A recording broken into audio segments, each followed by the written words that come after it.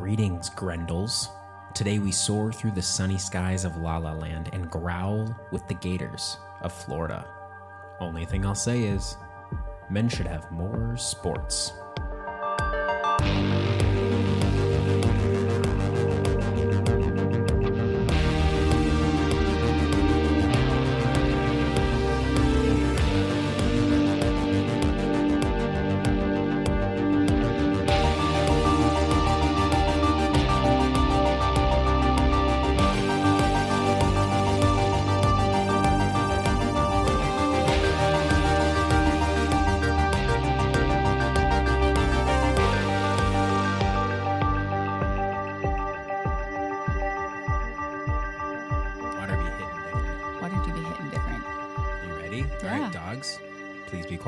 Hi, everyone. Hello, I'm Kendra. And I'm Blake. And this is Ghosts of the Gazette, where old news brings on new voices. And where forgotten headlines come back to life. I know Kermit was in the studio today. Here, howdy ho, it's me, Kermit the Frog here.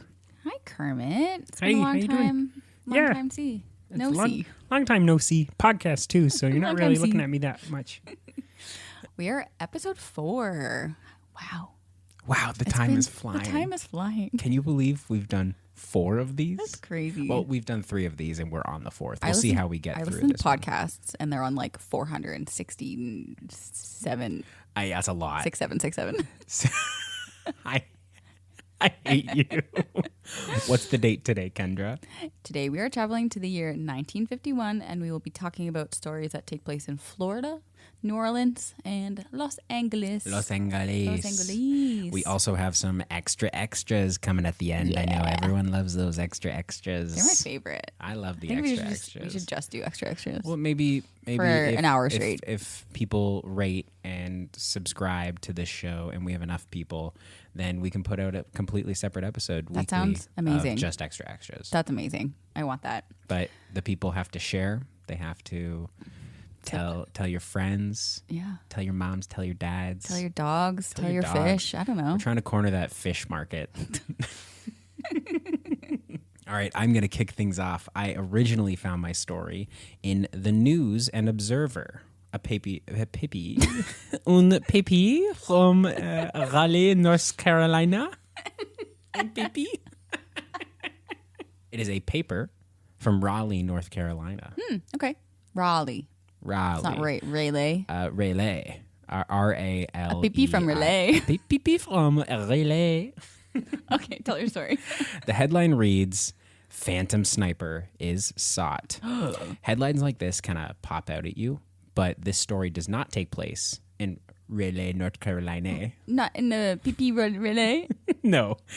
For this story, we are traveling to the land of glitz and glamour, La La Land, Los Angeles. I like Los Angeles. Specifically, southeastern Los Angeles. That's cool. It is November 23rd, and Miss Irma Alice McGirdle is gardening outside her home with her kids. Always fun names. Amazing names in these stories. McGirdle, spelled M-E-G-R-D-L-E. And I was trying to figure out how to pronounce that, but it's McGirdle. There's no I in McGirdle. McGirdle. That's weird. McGirdle. As she tended to her garden, she heard a sharp report, which is a fun way to say a loud noise, and felt a sting in her thigh. This is her words, like her description. Oh, yeah, I heard a sharp report and felt a sting in my thigh. She thought she had been stung by a bee, but she had been shot. Oh, wow. Yeah. Miss McGirdle was rushed to the hospital and given emergency treatment for the removal of the bullet. When police interviewed Miss McGirdle, she had said that she had looked around and not seen anyone, but that she believed the shot to have come from an orange grove across the street from her. The police were on the scene quickly, and when asked about it, Detective Inspector Garner Brown said that he believed the gunman was a maniac who received some sort of satisfaction out of his attacks. Like, unprompted, was just like, this guy's a maniac. He's getting satisfaction. He gets satisfaction from shooting women who are gardening. What does he have to base that on? Besides, she just got shot in her garden. Well, you'll notice I said attacks with an S. Right. I guess that makes sense. Turns out this was the 4th in a string of shootings that had taken place in the city. Not even just the city, in the neighborhood, essentially. That's terrifying. Yeah. All with a similar weapon, a low caliber rifle. Okay. Just 2 days before this, Mrs. Lois May Kreutzer was hit in her chest as she stood at a phone booth. Oh my goodness. Yeah, she was apparently calling a doctor about her sick child. Like that's the Oh, only no. detail. All the papers were like she was calling a doctor about her sick child. And then like, she just got shot. and she That's got shot insane. in the chest. Did she live? She survived. Oh, okay, good. Okay. Wow. And before that, in mid-October, the Phantom Sniper set his sights on a 10-year-old girl. No. Yeah, waiting at a bus stop. That's horrible. Isn't that insane? This guy sucks. She was just waiting for school. She was waiting for school. Thankfully, she was just struck in the arm and survived. Oh, okay, good. Okay. Isn't wow. that crazy, though? That's There's a insane. photo that they have of her in the hospital, and she just like has. Poor girl. I'll just describe it. She's like wearing a cast, Yeah. and she's got a doll beside her, and she just looks really Wow. sad. What a- She's just like, I just got yeah. shot. That's horrible. It's crazy, but she did live, and she ended up being fine. That's crazy. This reminds me of that other attack. I don't know where it was. The DC sniper. Yeah. With the guy from the trunk of the car. Yeah, there's a really great documentary on that. Yeah, right? we It's on watched Netflix or that. something. That was crazy. It's insane. So sad. Okay. So Miss McGirdle's attack was the fourth, but the first attack that they traced to this same gunman was the killing of Nina Bice. She's a 24-year-old mother of 3, and she had been sitting at a hot dog stand when a single shot from a .22 caliber rifle killed her instantly. Oh my god. Shot her in the head. Was her kids with her? Do you know? I don't know that, Yeah. but I think she was just sipping coffee and just That's got shot in the head. Horrible. Yeah. Because you would just be like going to your car in the morning. Again, and this be was like, all in southeastern LA. It was all specifically in probably all these shootings were happening within like a 15-minute drive of each other. Wow. Yeah. That would be really terrifying. Yeah, and they were all women victims. Yeah. And there was no rhyme or reason to it. They were all different ages, 10-year-old, 24-year-old, 43-year-old. Like they're all over the place. They're just women. Wow. So thankfully, Miss McGirdle recovered after being shot. Okay, good. But after the police tested the ballistics of the sniper, they ruled that it did not match the other bullets that they'd found. Oh. And Inspector Brown said it was either an accident or a prank. What if this guy has a bunch of different guns?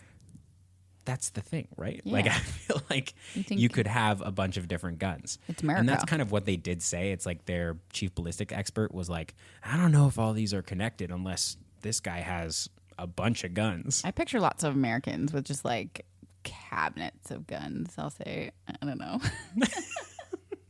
Just cabinets. Cabinets of guns. I do. Especially ones that are prone to sniping.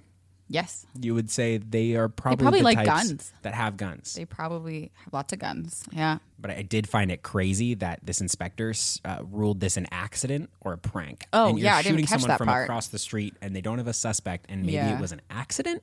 No. Maybe it was a prank? There was a Good lot prank. there was Wow. a lot around this McGirdle case that kind of didn't really make sense. Like there was a lot of dead ends. Like there was like her kid said he saw someone with a kid and saying we gotta run away, but that never went anywhere. Yeah. It was very strange. Interesting. So fast forward to December 28th, the Phantom Sniper strikes again, this time injuring Audrey Murdoch. She was hit in the liver as she stood at her ironing board in her own kitchen. What? Yeah. She was shot through the window. This time Where police... was he? Like, I'm so curious, like, where he was in relation to. Like, he on his just- rooftop or That's the thing. It's like through his own window? these are like police are so stumped. Yeah. They're just like, who is shooting these women? There was no pattern other than the rifle. Wait, did she live? She lived. Ah, okay, yes, good. but this time police did have a clue. Oh, good. Someone saw that described as an ancient 2-door sedan was seen driving away from the scene of the crime. Someone basically heard a loud noise that sounded like a gun. They looked away, or they looked towards where they heard it from, and they saw the old car just driving away. Okay. We got something. Yes. It's at this point when I found a few different articles saying that as the amount of shootings rose, they worried that there may be multiple shooters because they could no longer confirm that all the bullets were from the same gun. Like it was hard to tell ballistically if this was all the same person or not, but just they knew they had a problem with women getting sniped at.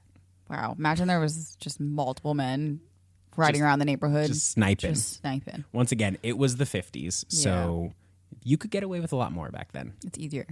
For sure. 4 months went by without an incident. Police maybe started to think that the Phantom Sniper had moved on or feared that he was going to get caught. Yeah, but I don't. Taking a break. It doesn't really seem like he was at a threat of being caught. But the No. police were like, "Oh, we're on to him." Sure they were. Yeah, they had nothing. Good other job, than the guys. car thing, and I feel like everyone had a sedan. Yeah. Enter Joan Hiles, 22 years of age, boy mom. Boy, mom. Joan had been watching TV the evening of April 15th, 1952, with her neighbor, Evan. I looked into the shows that may have been on, just to set the scene, little mood. As you should. It could have been Heavens to Betsy, the Dinah Shore show, the Bula show. I want to watch that. Not important to the history, but just setting the mood. It's a fun. It's her and fun Evan. side. Yeah. After finishing the evening program, Evan said goodbye to Joan and heading home. Kendra, I am struggling. Evan said goodbye to Joan and headed home. Evan headed home. Evan said headed home. I swear I'm not having a stroke. After finishing an evening program. After finishing. Sorry, It's okay. After finishing what we can only assume to be the Balula show, I like the Balula show. Evan said goodbye to Joan and heading home.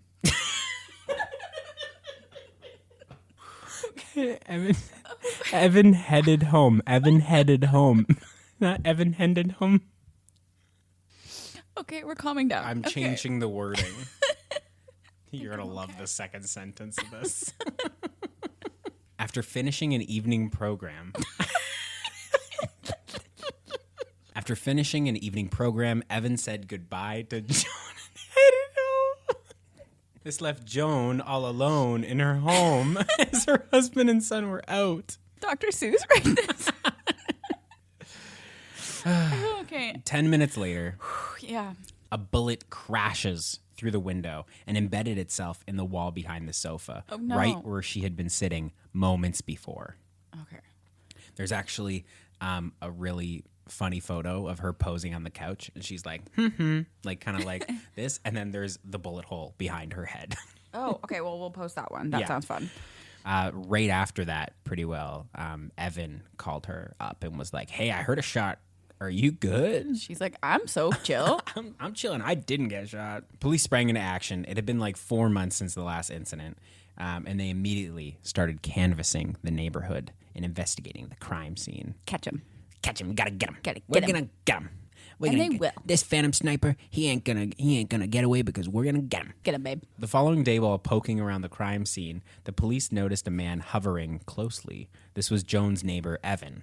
He was looking mad sus. Is it our boy, Ev? He was suspicious enough that they actually arrested him on suspicion of murder. Oh, wow. Okay. Yeah, how suspicious do you have to be Yeah. to be immediately arrested of suspicion? What was his body language? Was he just like doing finger guns? Hey, you guys, or- that lady got shot. You guys catch the guy yet? You guys got any guys got the leads? guy yet? You guys got the leads? You got any leads? And police are like, Who do you think it is? Who do you think it the is? person- yeah, who do you think? Do you think he's tall? Do you think he's handsome? Do you think he looks like me? I don't know why he would look like me. Pretty well, as soon as he was taken into custody, Evan came clean. Oh, yeah? Oh, Yeah. it was him. He's quoted as saying, "All right, I shot her." Interesting. Wild, right? Why, Evan? Why? Why, Evan? Evan Charles Thomas, 29, father of 2, and expecting a third Come on. with his wife, pregnant wife, confessed to the shooting at Joan Hill's house. That wasn't all Evan confessed to. He said to police, "When I shoot at women, I get excited. I get a thrill out of it." Evan, you're sick. Evan, a railroad switchman, told the detectives that he purchased a .22 caliber rifle about 8 months prior and kept it under the backseat of his sedan. Another clue. Another clue. All of this started one night when his wife and children were visiting his in-laws, and he didn't know what to do with himself. Oh, bored. He was just bored. Men need hobbies. What else should I do? Men do need hobbies. Men need hobbies. We need more sports for men or something, which is saying something because there's a lot of sports. Yeah, we need more we sports need more for sports, men. I think. Men need to stop shooting at women, and I think they should channel their focus into sports. Has anyone else thought of this? I don't know, but I think someone needs to look into it. So the insane part about all of his confessions is that he took them back to the scenes of the crime. Just walked them through them. Yeah, and he showed them exactly where he was standing when he shot this person, when he shot this person. And there's even really cool photos of him doing so, like him pretending to hold up a gun and the policeman being like, "Huh, so that's how you did it." Oh, cool. Interesting. Yeah, it's actually really, I hate to say it, it's actually really cool. Yeah, I was gonna say, I almost said cool. And well, then I was like, it's really but- cool. Yeah, like he's just like yeah. pretending to hold up a gun, and there's a cop just behind him. Those are being crazy like, photos. Yeah. We'll post on Instagram. But wild. Okay. Evan was described as so docile that they didn't even bother to cuff him. Yeah, it seems like he's just Yeah, chilling. he's just like, yeah, sure, I'll He's show just you guys. the bro, like hanging with his bros, just showing them. You got me. Wild. You got me. And he was quoted as saying, "I remember the first time pulling the trigger. I was driving past this little coffee stand on Atlantic. I saw a girl sitting there. I stopped about 500 yards away and went into an alley with the rifle." If you'll remember, this was the case of Nina Bice Right. that was shot at the hot dog stand. Right. Oh my goodness. She had a cup to her face. I aimed at it. I wanted to knock the cup out of her hand, but I hit her in the head. Oh, he just simply Oops. very innocently wanted to knock the cup out of her hand. Isn't that crazy? Come on, dude. After this, Evan implicated himself in all the shootings previously mentioned, giving details that the detectives confirmed could only have been known by the phantom sniper himself. Evan attributed the shootings to an unnatural urge, but said he had no rhyme or reason to choosing his victims. Later, it was reported that he told the police he derived erotic pleasure from firing at women. Sicko. Which is interesting that, like, that's exactly what the What they guy said at the said, yeah. beginning. He's like, this is a lunatic who gets erotic pleasure out of it. Yeah, And and he's he like, was spot on, even though he I'm didn't a really lunatic have that gets erotic pleasure out of it. he didn't really have a lot to go on at that point. It felt like, I don't know. No. He was spot on. So I'm sure you're wondering a little bit, who is Evan Charles Thomas? What got him to this point of, like, I'm just going to be bored and shoot at women? Yeah, like what happened in his life. So this is some interesting little tidbits I got. When he was 17, allegedly, he achieved sexual satisfaction from setting fires. And apparently his mom had saved him from criminal prosecution as an arsonist. So his mom got him out of that. Interesting. He was described as a mumbling and nervous father of two. His wife was pregnant, again, at the with their third child at the time of his arrest. And he was a veteran of the Air Force in World War II. His mother said that the war had changed him, as it did lots of people. The only thing was, Evan never saw any action. No. No, he was just in charge of hauling ammunition to the front lines, but never saw any action. It sounds like his mom was covering a lot for him. A little bit. Especially the whole arson thing. And he began shooting people on a night where his wife was away with his kids because he was bored. Bored. Sports. We need more sports. We I need don't more know. sports. I'm We going to need look into more it. sports. I'm going to create a sport. What would your sport be? It's going to include balls, probably, because you need to have balls. You got to have balls. Men But should have balls. Men should have balls. Thank you. You're welcome. You're so brave for saying that. I know. Evan Charles Thomas's wife, Hester, immediately cut ties with him. Yeah. Like immediately. Like her father on like the next day pretty well. Her father, speaking on behalf of her to reporters, said, "We're trying to be calm about this. While we're ashamed, we're trying to hold our heads high." And then someone asked him, "Will you stick by him?" And he goes, "Stick by him? Do you think any respectable person would? I'm glad it's over. It's been bothering me." And she served him with bothering I know. me. It's been bothering me. Oh, I'm Yes, sorry, sir. Yeah, that makes sense. I'm sorry. Your son-in-law Shooting women. Shooting women has been bothering you. Poor guy. He needs a sport. He needs a sport. Men need sports. Men need sport. She served Evan divorce papers before his trial even started. Yeah, as you would. I guess, honestly, if you did this, I would expect Next nothing day. less. I think Yeah. you would have to. sorry. Girl boss it. Don't girl boss too close to the sun. That's scary. On July 7th, 1952, a jury found Evan Charles Thomas guilty of first-degree murder in the killing of Nina Marie Bryce, and they opted for the death penalty. Oh, okay. Yep, as opposed to life imprisonment. One juror said that life imprisonment would have been considered if Evan, quote-unquote, learned his lesson after killing Nina Bice, but he then went on and shot a lot more women. The dude just kept going. He just kept going, and he clearly And liked she was it. the first one she was the only She one was that the died. only one that died. And she was the first shooting. Yes, Yeah, she was the okay. first shooting. Yeah. First of 6 total. After multiple failed attempts for clemency, Evan remained on death row for about a year and a half. On January 29th, 1954, at 10:12 a.m., Evan Charles Thomas, the Phantom Sniper, was pronounced dead. It was reported that Evan kept his stoic calm to an end. Just before he died, he thanked the warden for his kindness he had received while on death row, and he died by cyanide gas. What an interesting guy. Just calm, cool. I was just bored. Yeah, I did it. And thank you for your hospitality. Yeah, in the I jail. appreciate it. Now I'm dead. Wow. Yeah. And the previous day, he knew that his quote unquote long rambling plea would probably be failed in front of the governor. So he ate a big dinner and a big breakfast and smoked a half dozen cigars. Yes, I saw somewhere that he requested cereal, tomato juice, ham, Gross. eggs, Gross. hash browns, Yum. coffee, Gross. canned cherries. Yum. Canned Yes, cherries. yum. Yes, Yeah. you like canned I love cherries. Yeah, I love canned cherries.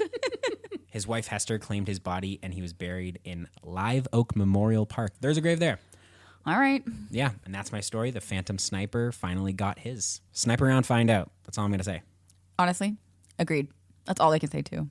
I'm glad that's all we can say is Just snipe snipe around around and find out. Perfect. Okay, my turn now. Yay. Kendra. We love Kendra's turn. Yay. The article I found was originally in a Texas paper called the Fort Worth Star Telegram. We are going to go back 6 years first. We're going to set the scene. It's Boxing Day, December 26th, 1945. Tarpon Springs, Florida. The Sunshine State. Is there a Florida accent? Here, ready? Yeah. Here we go. Welcome to Tarpon Springs, Florida. Okay. I believe you. Thanks. A man by the name of David Yerk, 22 years old, heads out alone, getting into his boat that his brother and himself use for commercial sponge fishing. Oh, so they were just grabbing sea sponges. They're grabbing sea sponges, but I was like, why are we grabbing sea sponges from the ocean? And so I looked it up. Well, weren't they? They were used as sponges. Well, they were, yes. Yes. But apparently Tarpon Springs was nicknamed the sponge capital of the world That is epic. when Greek sponge divers settled there in the early 1900s. And they were used for trade for a bunch of different things. Hygiene products. Wow. Cleaning sponges. Yeah, like sponges. Like actual The sponges were used as sponges. Medicine even. Wow. Paint applicators, as well as early forms of contraceptives. I have a question. Oh, excuse me. I have a question, ma'am. Yes, go ahead. How contraceptives? How use sponge contraceptive? It included vinegar and, as you can imagine, putting up your hoo-ha to block some stuff happening. I have a follow-up question. No follow-up ma'am? questions. Oh, Sorry, okay, that is please. I have everything. no follow-up question, please. Anyways, if you want to Google that, you can Google it. I'm good. If you want to, though, because just look at the list of like early contraceptive practices. It's really interesting. Yeah, some we should They definitely used- probably bring back today, right? Yes, yeah. They Yeah. used crocodile poop at one point. Okay, makes sense. Anyways, David takes off in his boat, floating into the Gulf of Mexico. And unfortunately, he did not return home that night to his wife and his newborn daughter. Oh, So sad. She was only a few weeks old. so this guy's gone though. He might be gone. So 2 days later, his boat was found abandoned, anchored 15 miles from the shore. Oh, Later, the Coast Guard also found his boat's dory, so just a small version right. of a boat That on would his be boat. attached. Yeah, just like an extra Yeah. little. Yeah, that was just vessel. floating in the sea. Oh man. Yeah. Yerk was pronounced lost and drowned at sea, of course, and his family was devastated. Yeah, a newborn. And with a newborn. So sad. They had just spent a Christmas morning together with David, where David bought his wife. Her name was Douglas, which I thought was really interesting. But I really like the name Douglas for a woman. He bought her a dressing robe and his daughter Sharon a gold locket. His daughter Sharon was the apple of his eye, they said, and it was said him and Douglas were hoping for a baby for so long. Aw. So it's a little extra sad. Yeah, that is really sad. His family said that they were just kids. They were in love, and he was crazy about that baby. He just had a lot of sick spells, they said. Like, he apparently was really prone to fainting. So yeah, kind of like that. Kind of like that. Okay, yeah. Something like for that. those of you at I home, don't know how dramatic it would have been for him. For those but of you at home, that was the sound of a fainter. A fainter. Yeah. Yeah. And that's the body hitting the floor after. Yeah, a faint. anyways. Fast forward to mid-November 1951. So we're 6 years later. Okay. a phone call comes in to David York's brother from New Orleans. Nolans. Nolans. It's David York on the other end. The drowned David York? That one. The one in the sea. The one in the sea. Did he just Dexter his family? Did he just drive off into the sea and then come back as like looking at the camera as a lumberjack? Kind of. What? David, now 28 years old, is alive and well. and in Nolans. And Nolans, he said that flashes of his memory had started to return to him a month prior when he suffered a partial paralytic stroke while working as an orderly in a New Orleans hospital. Did this guy get amnesia? Yeah, basically. Oh my goodness. Yeah. He said he remembered his father's name finally, Adolph, and that the fact that his father and his family lived in Grosse Pointe Woods, which is located just outside Detroit. So he it remembered just came back a couple to him. He couple was like, good details. My daddy. My papa. My papa, Adolph. Mon papa, Adolphe. Grosse Pointe Woods? I just picture him Detroit? just eyes roll back in his head and he goes, Adolphe. Yeah, basically. David is flown out to Detroit to reunite with his family. His wife and 6-year-old daughter, Sharon. Right. He had a newborn. Yeah, 6 years she's later, 6 that now. newborn is 6. Math. They fly in from Florida to be with him again. So yay, reunited. Hooray. We love reuniting. We do. He is in rough shape when they see him, though, and he still has lots of gaps in his memory. So he's not really giving them much. I wonder how he got all the way down to New Orleans. I don't. Yeah, he doesn't really have much to say to them. He basically is just like, I blacked out for 6 years. I don't know. I don't know what to tell you, which is wild because he was working as an orderly. Yeah. At a hospital is what he said at this time. Wow. How do you get a job with not having any memory of anything? He's in rough shape when they see him and has lots of gaps in his memory, including how he disappeared. He poses in the newspaper, grinning with his wife and daughter in photos. All of the newspapers. Once they caught wind of the story, the newspapers were there. They were like, yay, he's reunited. He's not dead. He just lost 6 years of his memory. That's an incredible story. Yeah, if I'm the editor of a newspaper, that's front page. That face is huge. plastered. I am showing up to Detroit to talk to this guy. Yeah, all over the place. So yeah, he poses grinning with his family in the newspapers. He tells reporters that you can tell everyone that I'm very thankful to be home with my wife and child on this Thanksgiving Day. That's a Thanksgiving miracle. A miracle. Such a happy ending, right? Yeah. Yeah. Wow, Kendra. That is such a great story. Thank you for Anyways, coming so once the papers... Thank you for listening to Goes to the Gazette. Once the papers announced his return and posted all these photos, they were published, of course, and David had not much time to enjoy his return with his family. Okay. When things got a little more interesting. Enter, and I'm using your enter. Thank you. Enter Mrs. Reuben David Dry. A woman claiming she was married to David York during his 6-year blackout in New Orleans. So did she potentially take advantage of a man that had amnesia? No memory of anything? She's like, you're my husband. You're mine. I like you. You don't talk much, but okay. I like you. I need more details about this.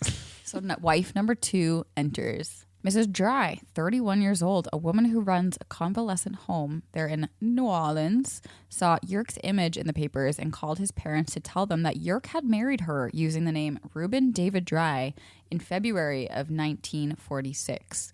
So only like a couple months after he went missing. But he bumped his head, went to bed, and woke up in the morning as Reuben David Dry. Exactly, honestly. Mrs. Dry spoke to reporters from her bed. She said that Reuben had the habit of disappearing for days at a time. But she had reported him missing on November 13th. Just a couple days ago. Just not that long before he showed up back in Detroit. When she called his parents, she tried to talk to him, but was denied. And the doctors that were looking after him were basically like, sorry, he needs to rest. He doesn't know anything. You can't talk to him. He doesn't know anything. Doesn't know. He's just a baby. He's just a baby. Doesn't know anything. What are you talking about? Wife number 2? You're his second wife? No, he's just a baby. No, he's just a baby. She said that he had left home without quitting his job that he held at the Gordon Trucking Company. So I guess he had a few jobs, which now we know. He's all over the place. He was a trucker. Yeah. He was an orderly. Orderly. A man named Jer W. Wilson which is funny because remember W. Wilson, New York? Do you think it's the same? I think it's the same guy. Do you think anyone's noticing this? No one's noticing. Do you think anyone's connecting those dots but us? I think it's just us. He was the superintendent of the truck terminal where he worked for the past 3 months, also backed Mrs. Dry's identification of David Yerke's picture as her husband, Reuben Dry. Yeah, he's like, dude, that's you're married. Dude. You're married to this lady. Don't try and get out of that. Don't get wet, Mr. Dry. He said flat out the newspaper picture of Yerke was the same man known to him as Mr. Dry. Finally, David Yerke's family told reporters that when he needed money to return home to his family in Detroit, his brother had to wire money to the name Reuben Dry. Wow. So they said that he could remember using the name Reuben Dry, but couldn't remember anything else during the last 6 years, which is including so marrying he also this had, girl. He had more amnesia, so he like forgot about his first family, and now he's forgetting about his second family, but conveniently remembering his first family. It's all very convenient. It's super convenient. Quite convenient. Mrs. Dry later said that the two of them first met on a New Orleans excursion boat. She said that after they met, he moved into a rooming house where she lived at the time, and they fell madly in love. She said that Mr. Dry would often speak of his father, Adolf, while they were married, as well as all of his brothers and sisters, because he had a bunch. She also said that he spoke of an ex-wife who had died in Tarpon Springs during childbirth. He even named Tarpon Springs the sponge capital of the world. I know. She was like, Tarpon Springs, the sponge capital of the world? He's like, one and the same. That one. Got a wife that's dead there. Mrs. Dry went on to say that he'll be back and we'll all be home for Christmas in one of the newspapers. She was convinced that he was going to drag his sorry butt back to her. Like she truly thought that. He can be with his new family for Thanksgiving, and he can split his time, and he can come back to us for Christmas, and we'll just like. She might have been a little delulu in some way. They called her the bespectacled operator of a convalescent home. Whoa. Bespectacled. Make it a comeback. That's our new favorite word, I think. Bespectacled. I really like that word. I might get that tattooed on me. She said the whole thing was a lot of funny business, and she was very in denial. She said he better get his bearings and bring his little frame back here. He'll be back.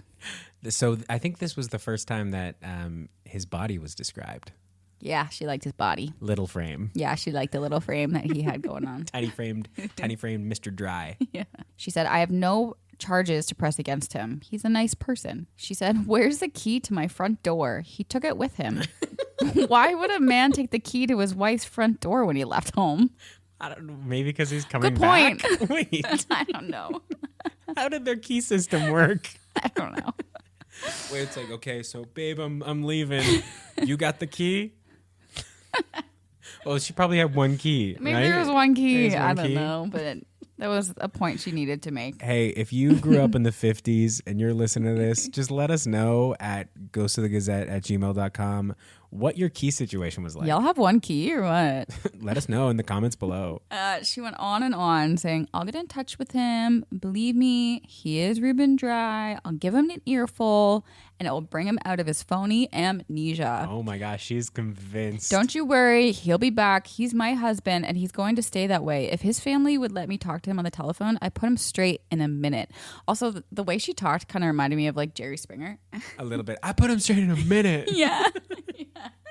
And it's like, in the case of Reuben Dry, you are the husband of both of these women. Yep. When asked if she was going to go to Detroit by the reporters, she said, no, I'm not going to go get him. He'll be back here. Oh, as she says. He'll come crawling back. She then said he owed $500 to loan companies for a vehicle he purchased and that he's going to return to work and pay these bills too. She's got You're such an pay your bills. She has got such a great image of her husband. I know. Like I love it. All the facts, girl. I know. Mrs. Dry, you got to listen to the facts, sweetie. I know. When she read that he claimed to be an orderly, she said, orderly nothing. He was part owner of my hospital with me. What? I don't know. That's... Finally. Orderly schmorderly. Yeah. I own that He's shit. An owner. Finally, she said that the Yerke's disappearance 6 years prior in Tarpon Springs was most definitely a hoax. Like, Leda. Duh. Yeah. Saying that he knew he was coming to New Orleans and that a man who had amnesia for 6 years can't be as accurate in everything that he was. Yeah. The doctor looking after David Yerk said that he did show signs of having suffered from amnesia and that he might never recall the 6 years of his, quote, blackout. You can make up anything in the dark. or You can whatever. make up any story in the dark. You can make up any story when you have amnesia. They all agreed there that there had been no family troubles and that they were financially stable, and his sponge business did well during the war. So there was no real reason for him just to dip on out, but I think he just dipped on out. Yeah. His first wife, Douglas, at the time said she would stick by my husband, whatever happens. He's got 2 ride or dies. He truly, well, Okay. he did. Which brings us to a 1952 paper. Ex-wife of Tarpanite who lost memory weds. Tarpanite. Tarpanite. I like that. Miss Douglas Yerk, the former Miss David Yerk, was married in a quiet service to a childhood sweetheart, John Macronakis. You got that. Soon after, she was like, boy, bye.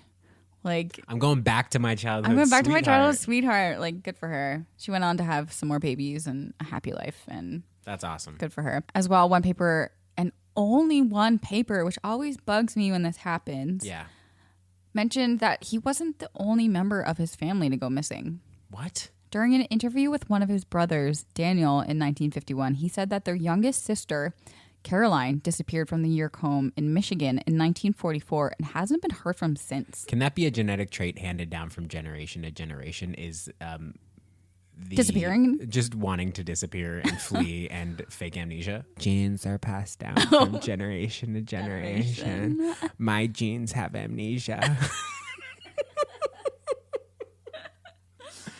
Oh man, that was well done. Thank you. And no other mentions of the story of Caroline exists. Like, not even her disappearance. Nothing was ever found. Nothing. He said that while he was serving the military, Caroline was writing to me, and all of a sudden, I didn't hear from her.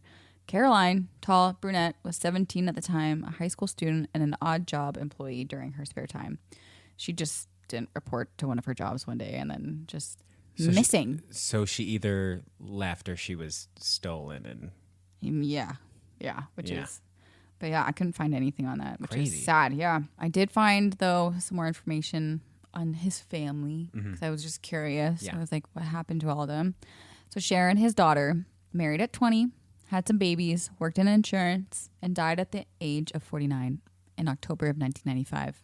Her mother, Douglas, also died at the age of 49, which I thought was like a weird coinkydink. interesting. Yeah, young. Yeah, very young.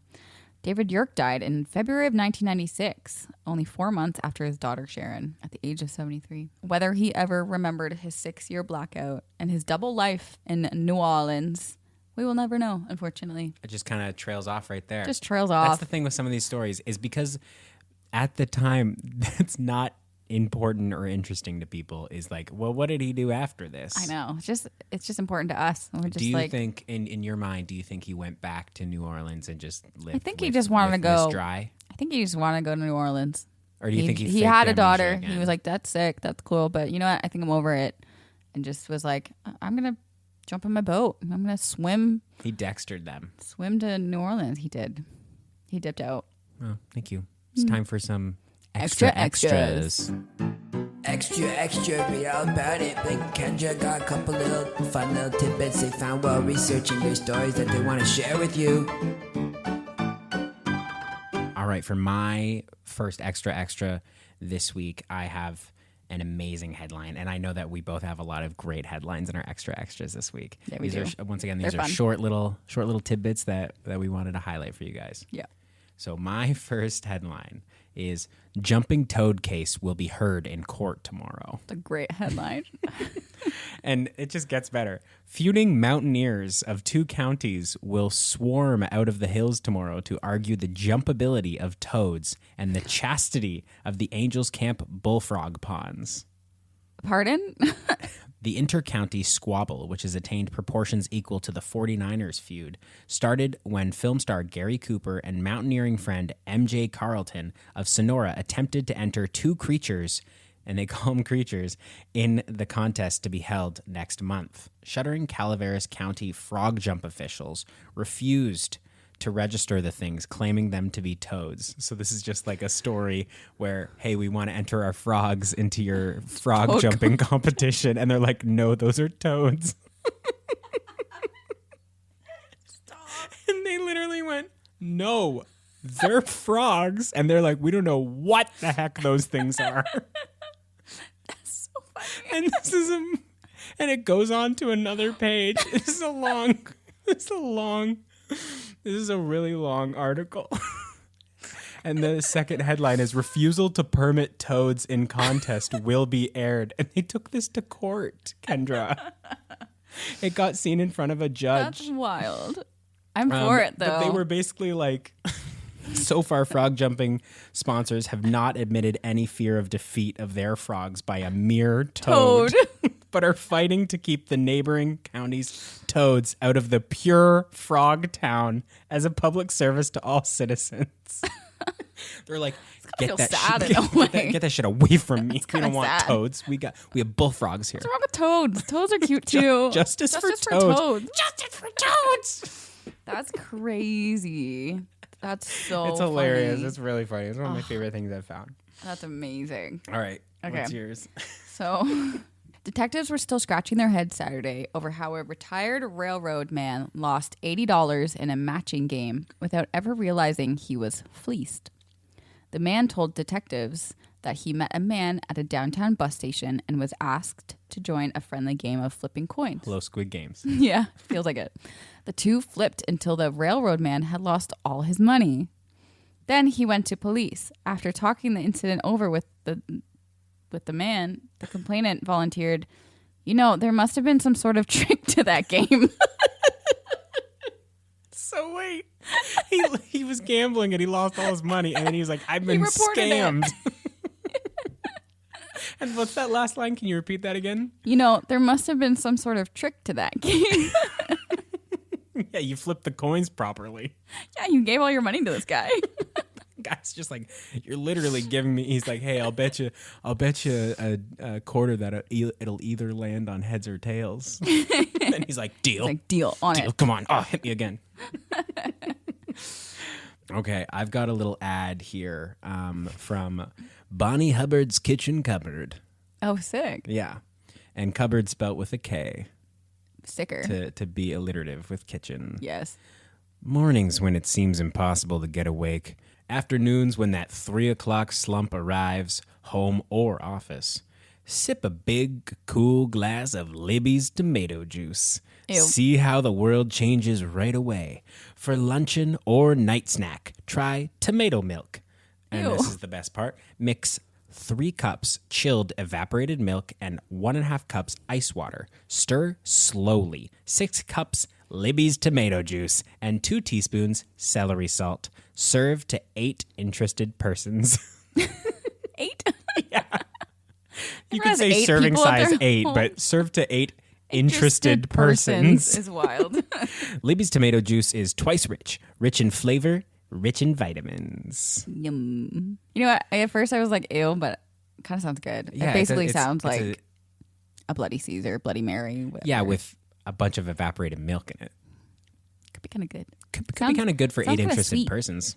Okay, I have one as well. Mm-hmm. This one's so dumb. I don't even know if I can get through it. Chicken in a box. It's so stupid. Chicken in a box. Thousands of satisfied customers. Delivered to you hot, ready to eat. Whole fried chicken, French fries, hot loaf French bread serves through your floor. Sorry, this is just an ad for just chicken, but chicken in a box is what's throwing Barbecue, you. whole chicken, beef, or ribs. French fries, French bread, pickles, onions, and barbecue sauce. Select any order for $2. Chicken in a box. Chicken in a box. Chicken in a box. Oh my goodness. So dumb. That's really so funny. dumb. We might add on a little thing to the end of these extras, which is just really funny headlines that we saw that we're not going to go into. Yeah, go ahead. Okay. Do yours. Sea elephant on plane succumbs. I mean, you can guess what that's about. A sea elephant died on a plane, but Rest in peace, buddy. Rest in peace, That's buddy. sad. Succumbs is just a crazy word. Yeah. Okay, mine is Giants ponder cardinal bid for Stanky.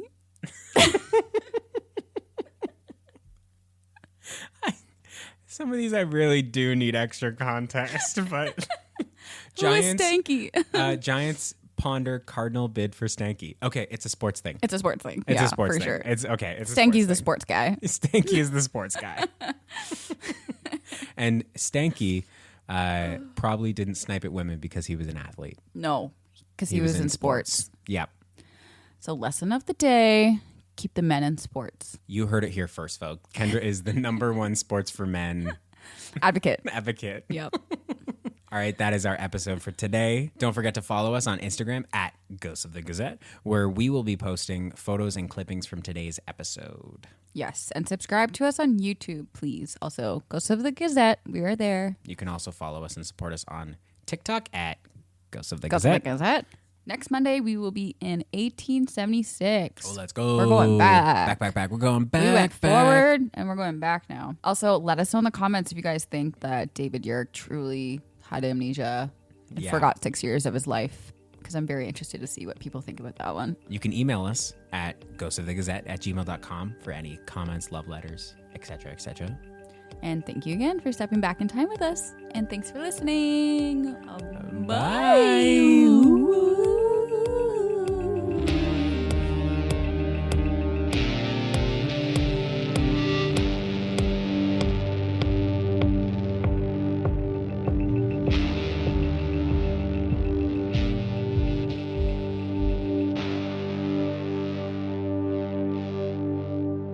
Ghosts of the Gazette is written, produced, and haunted by Blake Garbe and Kendra Clark. Original theme by Kelly Steinhoff.